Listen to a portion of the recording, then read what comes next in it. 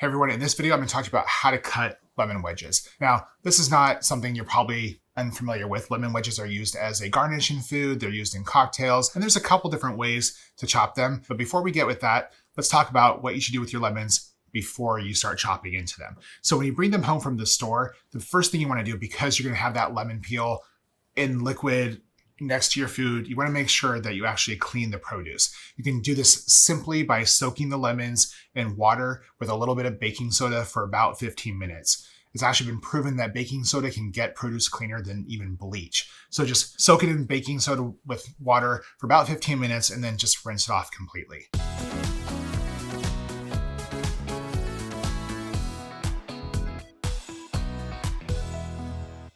And now we're going to get to making their lemon wedges. There's two different styles when it comes to making lemon wedges. The first style is a little bit cleaner, a little bit more professional, probably the way that you've seen it at bars. So you want to take that lemon, you're going to trim off the ends, and then you're going to cut the lemon lengthwise in half. And then take both of those halves, lay them cut side down, and they're going to cut again in the middle and then on the side of each half lengthwise. So in the end, you should come up with at least 8 wedges. The thing that's different about this version from my preferred version, the natural one, is you just have this nice little sliced end, so it looks a lot cleaner. Then you're going to take those lemon wedges, you're going to lay them flat on the cutting board, and just carefully take your chef's knife and cut off any of like the white pith rib that might be in the middle of the wedge. You just want to remove that and any of the seeds.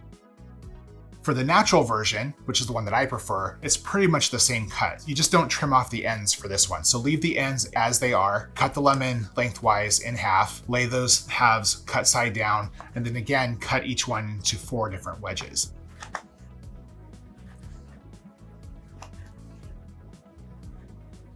Again, you want to remove that middle part by taking the wedge, laying it on the cutting board, and then using a chef's knife to cut it off.